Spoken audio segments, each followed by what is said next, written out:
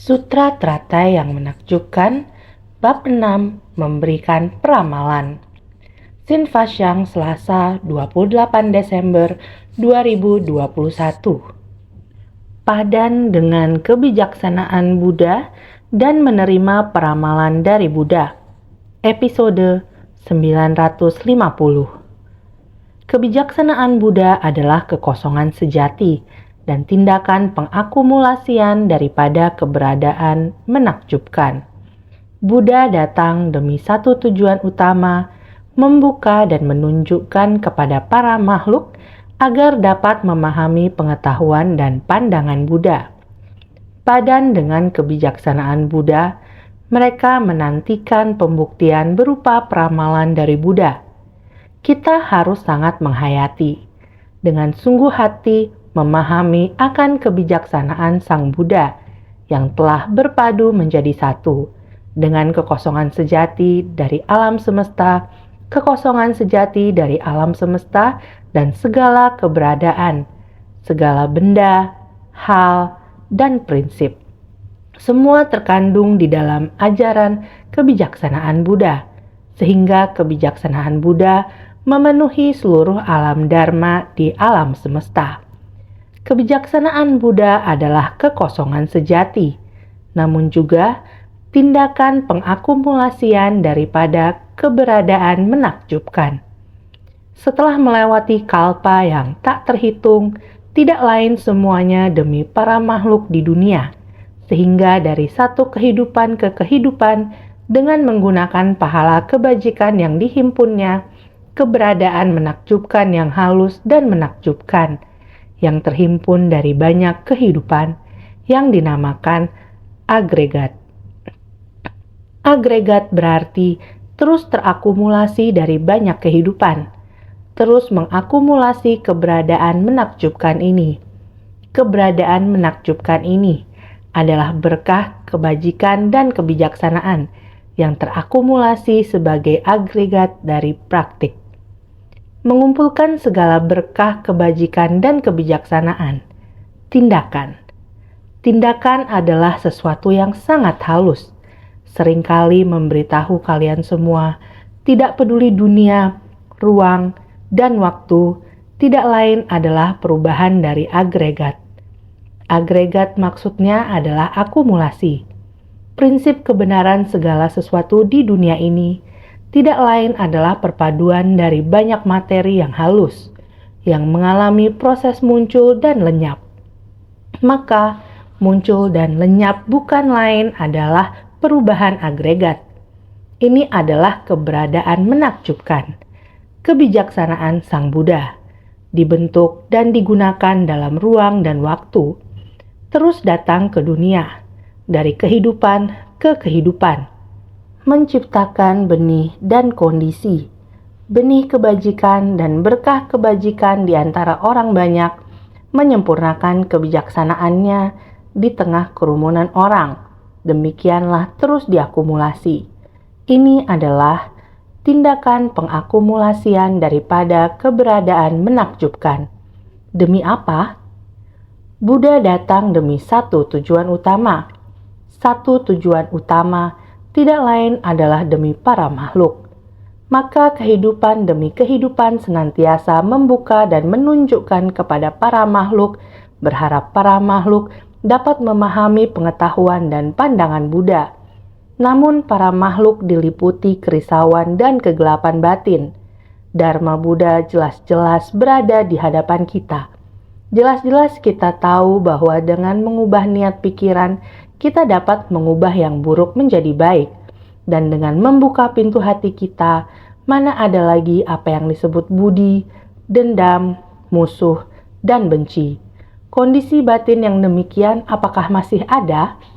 Ketika pintu hati kita terbuka, maka tiada lagi keserakahan, kebencian, kebodohan, keangkuhan, dan keraguan. Dengan sendirinya, tidak ada lagi budi dan dendam. Semuanya tidak ada lagi. Jika kita dapat berbuat demikian, maka inilah yang disebut dengan pandangan Buddha. Perasaan cinta, dendam, benci, dan permusuhan semuanya terkikis. Jika kita mampu berpadan dengan kebijaksanaan Buddha, maka Sang Buddha akan memberikan peramalan kepada kita. Di antara murid-murid Buddha, sudah ada orang yang dapat memahami, tetapi mari kita coba pikirkan. Buddha sudah berusia lanjut. Murid-muridnya yang telah bersamanya selama lebih dari 40 tahun, sama juga sudah berusia lanjut. Pada usia lanjut demikian, mereka mulai membangkitkan tekad. Ini menunjukkan saya sekarang memiliki benih ini. Saya sudah menghayati. Saya mengerti kebijaksanaan Sang Buddha, batin Sang Buddha. Saya sudah menghayati. Saya sudah mengerti. Masa lalu pelatihan diri yang telah saya lakukan sudah menyingkirkan semua kerisauan.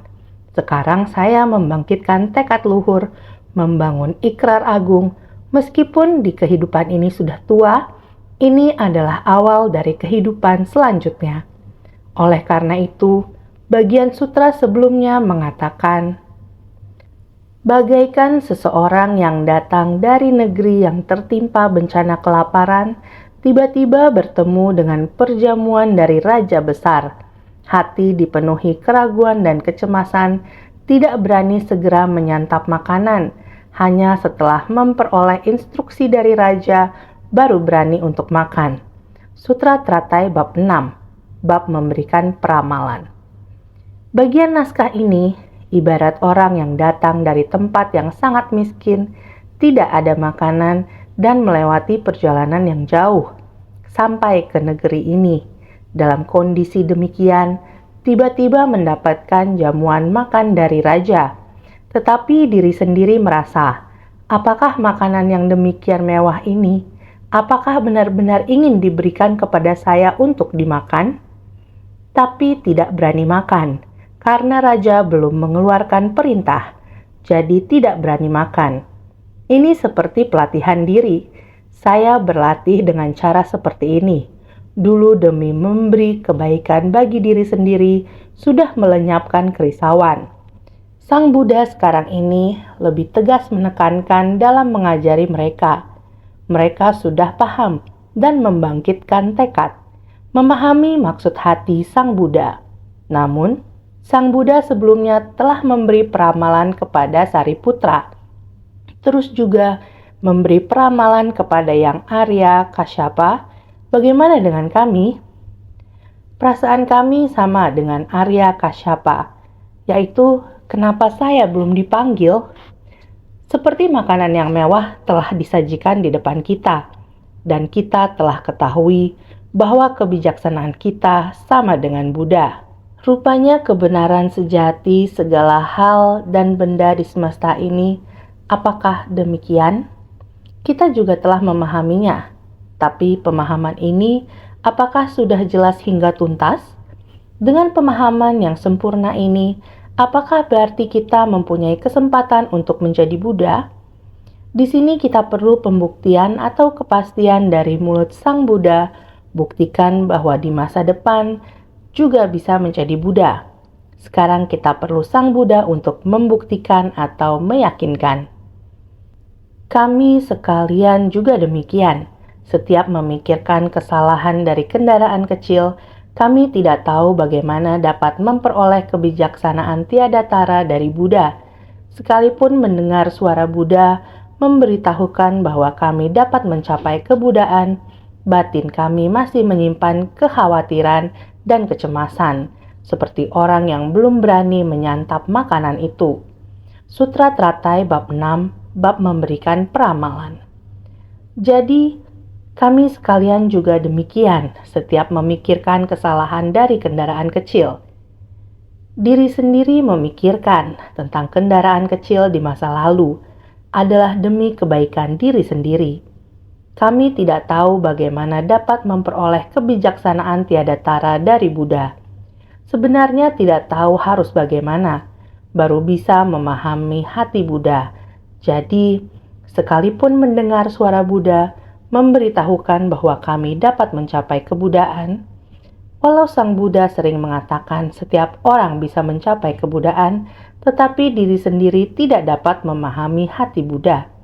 Jadi, batin kami masih menyimpan kekhawatiran dan kecemasan, seperti orang yang belum berani menyantap makanan itu. Hati saya masih belum berani, sangat yakin saya juga dapat mencapai kebudaan di masa yang akan datang. Oleh karena demikian, saya tidak berani masuk ke dalam jalan bodhisattva. Seandainya saya menapaki jalan bodhisattva di kerumunan orang banyak, takutnya saya juga bisa dipengaruhi orang banyak. Jadi, seperti orang yang belum berani menyantap makanan itu, bagaikan raja mengumumkan bahwa saya mendapatkan jamuan makan. Saya tidak berani makan. Juga seperti Sang Buddha, belum memberikan bukti bahwa saya bisa mencapai kebudaan di masa yang akan datang. Saya tidak berani masuk ke dalam jalan bodhisattva, tidak berani masuk ke dalam kerumunan orang. Ini adalah yang kita bahas semalam. Sekarang bagian naskah sutra ini kembali mengatakan, sekiranya kami menerima peramalan dari Buddha, kami lantas akan merasa damai dan bahagia. Bhagawan yang maha perkasa dan penuh semangat, Engkau yang senantiasa ingin memberikan kedamaian bagi dunia, semoga berkenan untuk memberikan peramalan kepada kami sekalian, seperti memberikan instruksi kepada orang kelaparan untuk makan. Sutra Teratai bab 6, bab memberikan peramalan. Yakni harus demikian. Seandainya bisa mendapat peramalan dari Sang Buddha, dengan demikian hati kami baru bisa tenang. Kami lantas akan merasa damai dan bahagia. Sekiranya kami menerima peramalan dari Buddha, kami lantas akan merasa damai dan bahagia. Sekiranya nama kami dipanggil oleh Buddha untuk diberikan peramalan akan kebudaan, pada saat itu barulah kami bisa merasa tenang di hati dan bahagia di pikiran. Kami lantas akan merasa damai dan bahagia, melatih praktik besar untuk mencapai buah kebudaan. Di saat itu, hati kami dengan sendirinya akan menjadi tenang. Oleh karena itu, kami lantas akan merasa damai dan bahagia, melatih praktik besar. Saya sekarang hati sangat tenang mengambil langkah besar, menapaki jalan bodhisattva di dalam kerumunan orang. Kedepannya kita bisa menjalani kondisi arah Sang Buddha. Arah pandangan sudah tetap, jadi saya bersedia masuk ke kerumunan orang banyak, menapaki jalan bodhisattva. Ini adalah saatnya mencapai kebudaan. Bhagawan yang maha perkasa dan penuh semangat, Engkau yang senantiasa ingin memberikan kedamaian bagi dunia. Bhagawan membabarkan dharma untuk menenteramkan segala makhluk di dunia. Apalagi kami sekalian yang gemetaran dalam kecemasan, bagaimana batin kami bisa tentram? Sehingga Bhagawan yang maha perkasa dan penuh semangat, Engkau yang senantiasa ingin memberikan kedamaian bagi dunia, Bhagawan membabarkan dharma. Bhagawan membabarkan dharma adalah untuk memberikan kedamaian bagi semua makhluk di dunia. Apalagi kita semua orang, sekarang hati kita belum tenang. Sekarang kita belum menerima peramalan dari Sang Buddha. Jadi bagaimana kita bisa tenang? Keulas asihan Sang Buddha untuk memberikan kedamaian bagi semua makhluk di dunia, kami demikian melatih diri. Masih belum menerima peramalan dari Sang Buddha, kami masih belum tenang, menunggu Sang Buddha memberikan peramalan kepada kami sekalian. Semoga berkenan untuk memberikan peramalan kepada kami sekalian, seperti memberikan instruksi kepada orang kelaparan untuk makan. Kami sekalian sekarang mendengar dharma menakjubkan dan peramalan akan kebudaan, seperti orang kelaparan bertemu dengan makanan enak. Sekarang memohon Buddha untuk memberikan peramalan, seperti orang kelaparan perlu menerima instruksi untuk makan, sehingga semoga berkenan untuk memberikan peramalan kepada kami sekalian, seperti memberikan instruksi kepada orang kelaparan untuk makan. Saat ini kami semua telah mendengar dharma. Semua dharma yang didengar adalah sangat halus dan menakjubkan. Sekarang mendengar dharma menakjubkan dan peramalan akan kebudaan. Jika bisa demikian, setelah mendengar dharma Buddha, kami telah menyerapnya ke dalam batin. Kemudian jika kami dapat menerima peramalan dari Buddha, ini ibarat orang yang kelaparan, bertemu dengan makanan yang begitu lezat, sehingga seperti orang kelaparan bertemu dengan makanan enak, ibarat melatih diri dalam waktu panjang. Melatih diri sampai sekarang, telah menghayati prinsip kebenaran dari Sang Buddha telah dipahami dengan tuntas. Tahu bahwa mereka tidak hanya untuk kebaikan diri sendiri, tetapi juga harus memberi manfaat pada orang lain. Jadi, mereka tahu harus berjalan di jalan Bodhisattva. Saya mengerti, asalkan Sang Buddha membuktikan kepada kami bahwa setelah menapaki jalan Bodhisattva, kondisi akhir dari jalan tersebut adalah mencapai kebudaan. Asalkan Sang Buddha membuktikan kepada kami, maka batin kita akan tenang. Bagian syair ini telah selesai. Berikutnya adalah prosa. Pada ketika itu, Bhagavan tahu akan pemikiran dalam batin diri para murid utama. Memberitahu para biksu, Subhuti ini pada kehidupan mendatang akan bertemu dan mengabdi pada 3 juta koti Nayuta Buddha. Sutra Teratai bab 6, bab pemberikan peramalan. Sangat setara. Yang Arya Kasyapa bisa mencapai kebudaan harus melampaui berapa lamakah? Akan bertemu dan mengabdi pada 3 juta koti Buddha. Sekarang Subhuti juga sama. Kelak juga akan bertemu dan mengabdi pada 3 juta koti Nayuta Buddha. Nayuta, itu adalah sangat banyak. Syair sebelumnya menjelaskan, kita sudah menyadarinya. Sekarang kembali memulai prosa, adalah hendak memberitahu kepada kita, dulu adalah Kasyapa yang menerima peramalan. Sekarang, Subhuti ini pada kehidupan mendatang, ini adalah peramalan tentang batin, sebab dan buah akibat di dalam peramalan akan kebudaan bagi Subhuti. Sekarang adalah menanam benih sebab. Buah pencapaian di masa mendatang adalah seperti apa? Subhuti kisah hidupnya sebelumnya sudah kita bicarakan.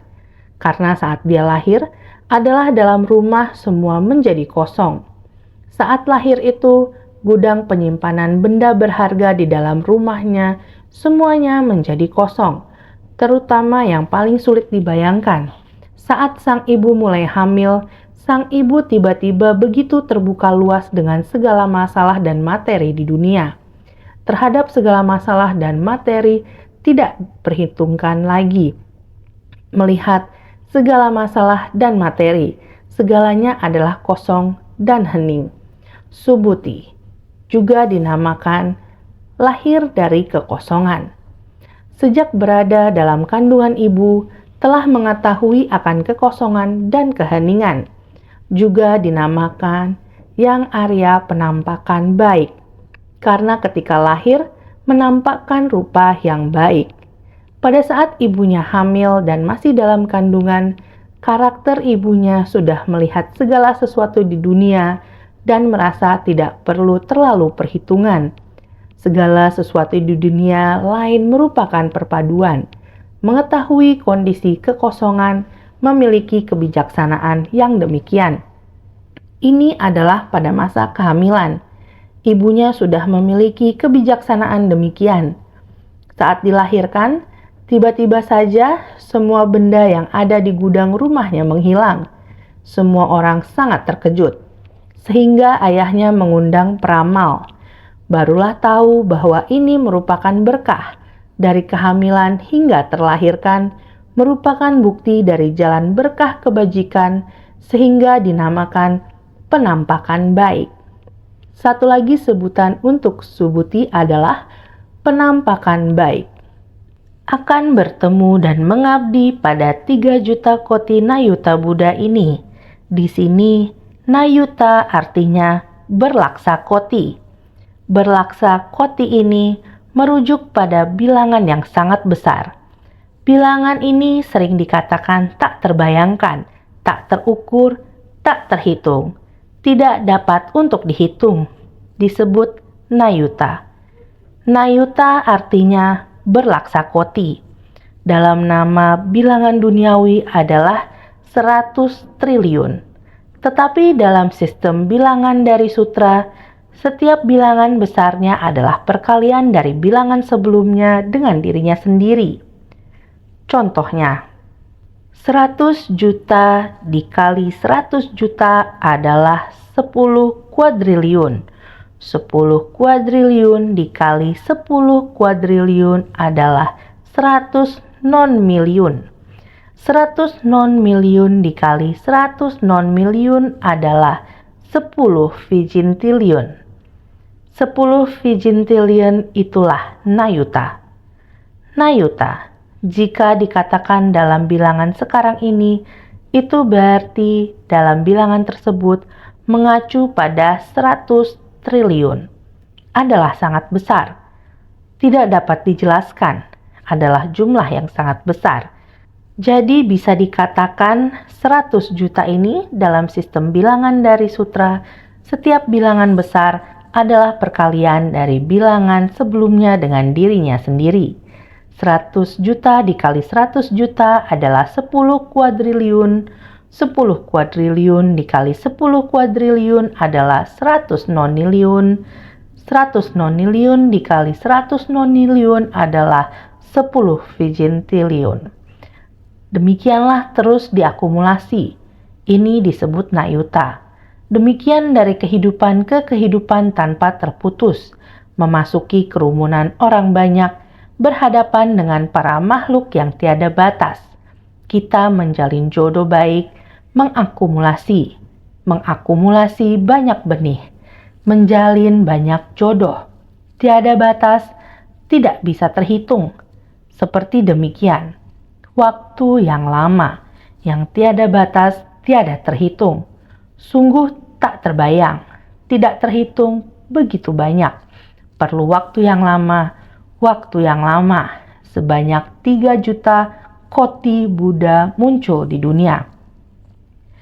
3 juta koti Buddha muncul di dunia. Sebenarnya perlu waktu berapa lama? Inilah yang dikatakan kesabaran seorang praktisi. Perlu adanya kesabaran yang besar. Kesabaran yang besar. Kita mengatakan sabar. Sabar. Harus tahan dan sabar. Tidak takut waktu lama. Tidak memperhitungkan, lakukan saja. Seperti kita mempunyai banyak bodhisatwa pelestarian lingkungan. Reporter Thai TV kita, jika melihat bodhisatwa pelestarian lingkungan, kakek, nenek, kamu sudah melakukannya berapa tahun? Saya mungkin sejak master mengatakan harus melakukan pelestarian lingkungan, saya sudah mulai melakukannya. Demikian sudah ada 20-an tahun. Kakek, usiamu sudah begitu lanjut, kamu masih mau melakukannya? Asalkan saya masih hidup, masih bernafas, saya akan melakukan sampai nafas terakhir, sampai tidak bisa melakukannya lagi. Lihat, inilah para bodhisatwa pelestarian lingkungan, sudah begitu lanjut usia. Dia demikian mengatakan, lihat saya sudah hidup berapa lama, melakukan sampai nafas terakhir. Walaupun para makhluk kebanyakan dari mereka menderita, sampai kapan kita menyelamatkannya, penderitaan di dunia baru bisa tuntas. Terus bersumbangsi. Ada berapa banyak kekuatan, maka lakukan seberapa banyak hal. Ada berapa banyak waktu, kita lakukan seberapa banyak. Sehingga kita membina diri dalam jalan bodhisatwa. Harus mempraktekkan 6 paramita. Bersabar yaitu menahan kesabaran dalam 6 paramita. Harus menahan. Hati penuh kesabaran dalam waktu yang lama. Inilah di mana walaupun Dharma telah memasuki batin kita, Benih yang bajik terus bertuntas dalam batin. Pohon bodi kita harus baik-baik dijaga. Di dunia bisa melakukannya adalah berkah, sehingga kita harus terus menciptakan berkah untuk orang banyak. Berdana, menegakkan sila, menahan kesabaran, bersemangat dan menekuni samadhi, kebijaksanaan. Baik-baik merenungkan dan membina diri, kita harus merenungkan, konsentrasi, kebijaksanaan, pada akhirnya mencapai buah kebudaan, sehingga kita tidak perlu memperhitungkan kapan, selalu memanfaatkan momen yang ada sekarang juga dan pertahankan untuk selama-lamanya. Yang benar, lakukan saja, harus lebih bersungguh hati.